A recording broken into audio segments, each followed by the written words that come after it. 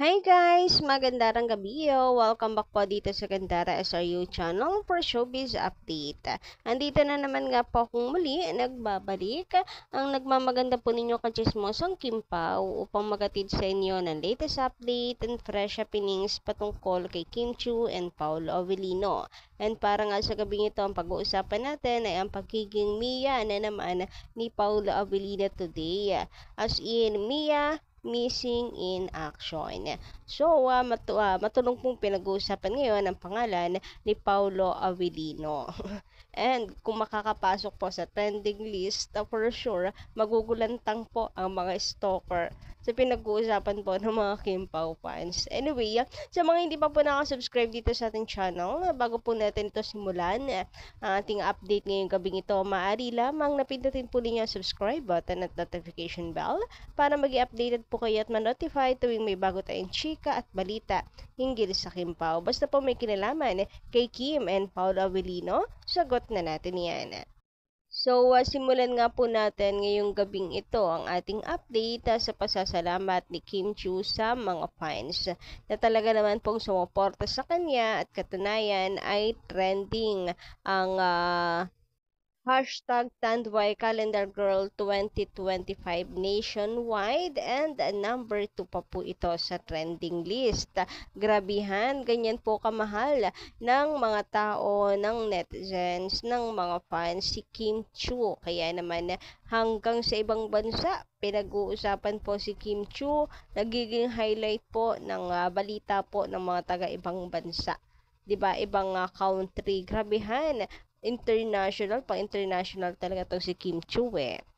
So, very thankful nga po si Kimi sa mga fans and sabi niya dito, nag-post po siya ng appreciation at pasasalamat sa mga fans. Sabi niya dito, good morning everyone, woke up with a grateful heart.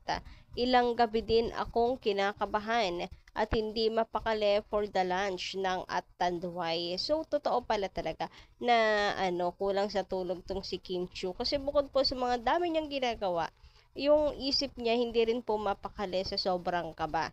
Pero at least ngayon na i-rouse na po niya and very successful pa. Kung saan ay napakarami pong positive feedback ang nakuha ni Kim Chiu. O, di ba bongga? Anyway, sabi nga niya dito, hindi daw siya mapakali for the launch of Tandway Ramp PH. But finally, it went amazing. It all went amazing. Thank you everyone. Maraming salamat for all the love and support. Cheers to womanhood. Grabe nga yun. So, wala naman po yan sa age, no? Kaya malaking bagay rin kay Kim Chiu yung po niya, pagiging calendar girl. And ayan, very grateful daw po siya, sabi nitong si Kim Chiu. And gusto ko lang rin po i-appreciate, purihin si Kimi sa mga magaganda at matalino niyang sagot na kagabi. Grabihan nga yun. Highlight din po ang womanhood kasi parang oh my gosh, ito na yun. I am a woman now. So, kung ang mga kapatid po, pamilya ni Kim Chiu, nag-flex na po ng kanilang mga kinuha, pag-hoard ang calendar ni Kimi bilang pagsuporta sa kanya, narito naman po ang koleksyon ng mga fans ni Kimi. Ayan, at talagang nag-hoard eh. Hindi po nakontento sa isa, dapat lahat ay meron. So, gustong-gusto ko po yung calendar sa desk. Mukhang marami-rami ang nalasing kagabi at painom ng tanduay. So, hoard na guys para sa Pasko, para sa occasion, tanduay na. Samantala, pag-usapan nga po natin yung insidente nung nagrampa, nag-prod nga po, dance prod itong si Kimi sa launching ng Tanduay Calendar Girl 2025. Kasi yung po, parang muntik siyang ma-out balance, buti nakabawi, muntik siyang matumba. And sabi nga niya dito, natapakan niya kasi yung tela sa likod niya. I think yung pakpak po yun, yung wings niya, kasi di ba nakapang angel po siya ron, medyo mahaba siya. Baka nga yun yung naapakan niya, kaya parang medyo na-outbalance siya. Pero sabi nga naman dito ni Miss Maria Carmen Fernandez, shout out po sa inyo, buti na lang nabawi ni agad, kaya hindi siya natumba. And siguro may sapat ng tulog niyan si Kim Chu. Although puyat din siya kasi 'di ba nag-shooting po sila ni Paulo, tapos kinabukasan nag-showtime, then ito rehearsal, then finals.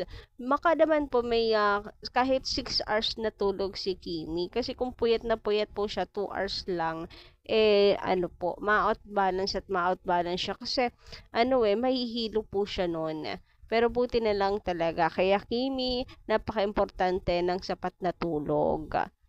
Maybe si Kimi magaling pong gumawa ng tulog, ano? Kaya I think sa sasakyan, habang nagbabiyahe, umiidlip po siya. Nagpapahinga siya. Ito yung kagandahan po ng personalized yung van. Nakakapagpahinga po ng maayos.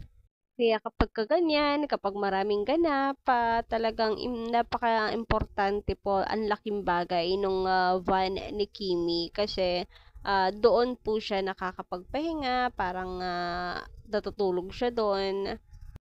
Kaya always guys, ipag-pray po natin si Kimi, lalo na ngayon, diba, na meron po siyang event sa ibang bansa, sa New Zealand and sa Melbourne, sa ano po, sa 23 and 24.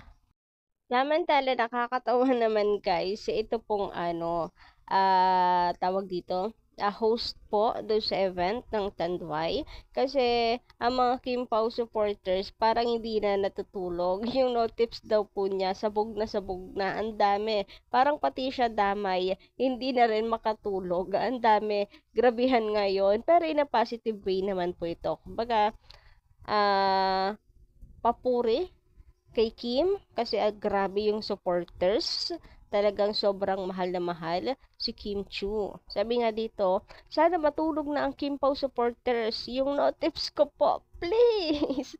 Love the humor. Itong si Ganyel Krishnan. Paano ba naman kasi? Sino ba naman po ang makaka-get over, 'di ba? Agad-agad. Binigay na ni Kim 100% yung niya, modeling skills, yung posing niya, pak na pak talaga. Samantala, dumako naman nga po tayo ngayon dito kay Papi Paulo, na kung saan ay Mia ngayong araw. So, ang dami na naman nga po naghahanap dito kay Papi Paulo. Grabihan ngayon. Missing in action na naman. Napakatahimik sa SOCMED. Pero alam niyo naman guys, pag tahimik yan sa SOCMED, kasama niyan si Kimi. Siguro sinulit niya yung buong araw na makasama si Kim Cho kasi 22, may event na po siya sa Sultan Kudarat. Magpe-prepare pa. Magkakaiwalay sila ni Kimi kasi si Kimi naman may event po sa ibang bansa sa New Zealand and Melbourne. So, baka nga niyan, siya pa magatid kay Kimi, baka nga hinatid niya si Kimi sa sa airport. Grabihan nga yun. Ganun naman daw ang Kim Pao, basta tahimik sila parehas. Actually, ang update po ngayon na puro pa rin po talaga tungkol sa Tanduay. Napakatahimik kaya ni Kim and Paulo. So, alam na this. Hindi na kailangan pang i-elaborate pa. So, ang mga tunay na Kim Pao fans, alam naman na kabisado na rin yung galawan ng dalawa. Hindi na kailangan pang magtanong, hindi ba? Anyway, yun lang po ating update sa gabi ito. Maraming salamat po sa inyong pakikinig. And paki-comment lang po sa baba na inyong pong mga komento at reaksyon at saloobin. And of course, sa mga hindi pa na-subscribe, i-click nyo na yung subscribe button at notification bell for more updates. Maraming salamat!